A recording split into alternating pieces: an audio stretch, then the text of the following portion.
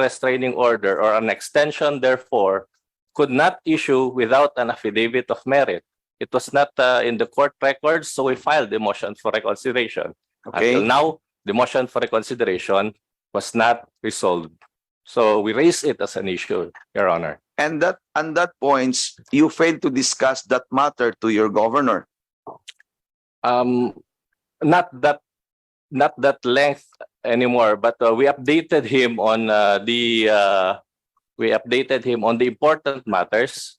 I can remember I pointed out that as per discussed with Attorney Charo, the No Barangay Left Behind and the No Town Left Behind the programs have been was already done prior to the issuance of the temporary restraining order.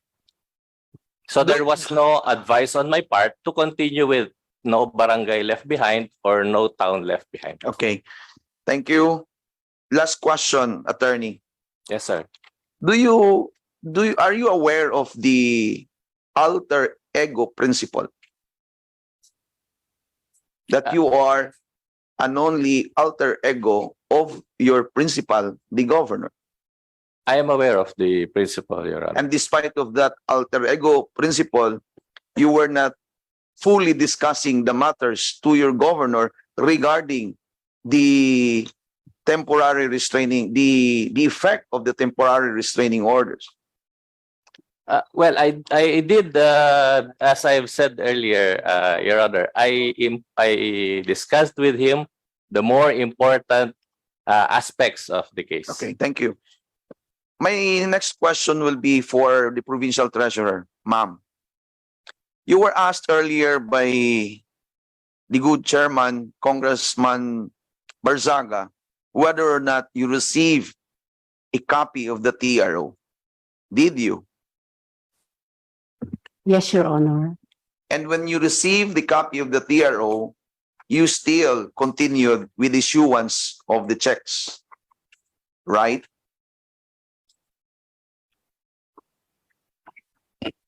There is an issuance, sir. There were.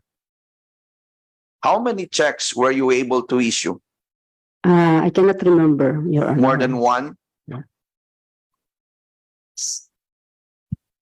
Sa notam po, I cannot remember, sir, if You cannot remember. Yes. Therefore, you cannot remember whether or not you issue one check or two checks. yes.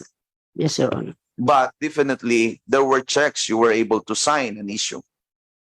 I have a second kasi nun, sir. Okay. Yeah. Ma'am, when you received the TRO, did you consult or did you go to the office of the governor, or did you go to him personally and discuss the matter on regarding TROs? Kaya rin sinabi po ni attorney, I confer with our PLO. Did you go to the governor? No, sir. You did not. Yes. And you were for almost 5 years the provincial treasurer of your province, right? As a provincial treasurer. And you are aware of this alter ego principle, that you are only an alter ego of your governor. Yes.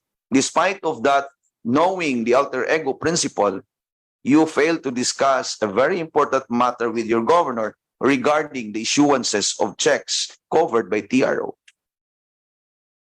Yes, Your Honor. Thank you, Mr. Chairman. Thank you, Kong Ruel. Any member who wants to ask question? Just to remind everyone that we'll just have our hearing until 12 o'clock. That was the schedule given to us by the committee on rules, because at 1 o'clock, may committee hearing na dito. So, wala na. Ako na. Mr. Chair, Congressman Riggs, please proceed. if I may ask a few questions, Mr. Chair. To the relevant, maybe COA or the treasurer.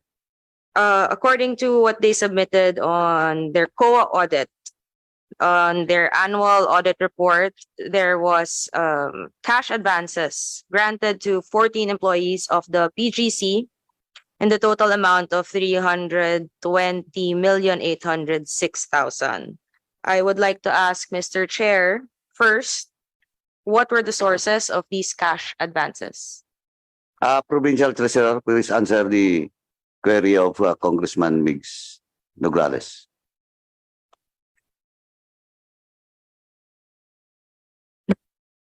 As Makitanggal na lang po yung ano. Thank you. As to the sources of funds, sir, our budget officer is here to. So sa fund sources kasi po, we have here the budget officer. Is certain Reynald Ramirez is present? Please answer the query of Congressman Migs Nograles. Makitanggal lang po yung masa. Thank you.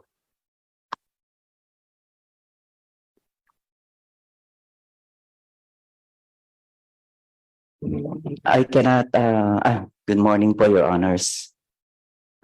With regards po doon sa yung question raised, or hindi po ako very sure kung ma-recall ko po yung mga ano, pero in as far kasi as the budget office is concerned, we determine po yung part ng existence of appropriation. Mr. As Chair, far as yung disbursement po. Mr. Chair, that is not answering my question. I'm asking for the source of the fund. Please answer the question. Ano yung source of fund daw ng 320 million? Various po yun galing po sa 2022 budget. Are you And sure of that? Yes po. Remember, you're under oath. We Yes. will ask the COA. Yes po. Okay, please proceed. so it is safe to assume the variety of these funds are considered public funds, Mr. Chair. Am I correct? Okay, sagot. Yes po, Your Honor. For issuances of cash advances using public funds, was there any pertinent ordinance given to allow such release of these cash advances, Mr. Chair? Okay, sagot po.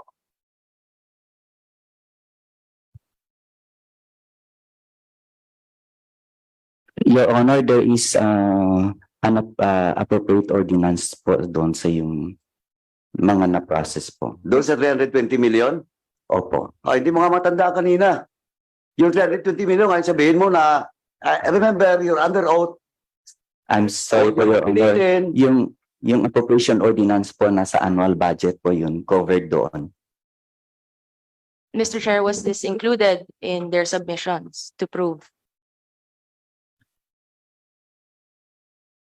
Hindi pa po. May we ask, Mr. Chair, if they can submit the proof that there was such ordinance to release such public funds via cash advances to the PGC? You're directed to submit the documents being requested by to this chair and this Vice committee. The requested documents by Congressman Migs Nograles. Mr. Chair, some interjection lang po. The question po ni Kong Migs when it comes to ordinances, the Vice Governor is present here, Mr. Chair. Mr. Chair, if the Vice Governor can answer, if Vi- you will allow. Vice Governor, please proceed. Opo. When it comes to varieties, being the presiding officer of the Sangguniang Panlalawigan, Mr. Chair, I think the budget officer is confused because among the questions that were asked, there were no appropriation ordinance. I know that the appropriation ordinance that existed during 2022 were the no town left behind and no barangay left behind. As a matter of fact, the pandemic assistance that they gave amounting to 1,000 pesos, we had it, it was overridden, Mr. Chair, in the Sangguniang Panlalawigan by majority of the members of the Sangguniang Panlalawigan. But because of the line veto of the governor, but still, the executive released the pandemic assistance of 1,000 per individual. So without Mr. Chair, I will reiterate to the budget officer, is there an ordinance particularly towards Opo. releasing of that cash advance, which they stated, and he remembered on the 320,806,000, Mr. Chair? Budget officer, please answer. Yes, sir. In as far as existence of appropriation, there it's included in the appropriation ordinance. If you would refer it po, there is already an audit made by the COA.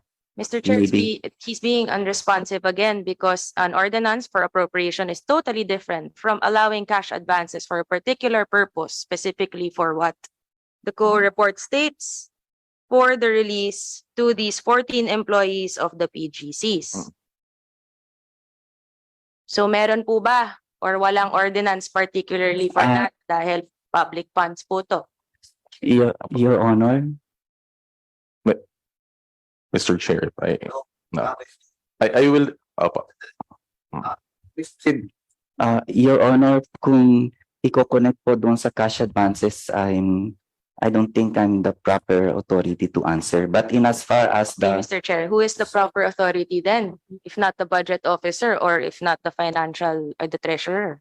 If not you and the treasurer, So Sino? who is releasing the funds, Mr. Chair? If they do not know.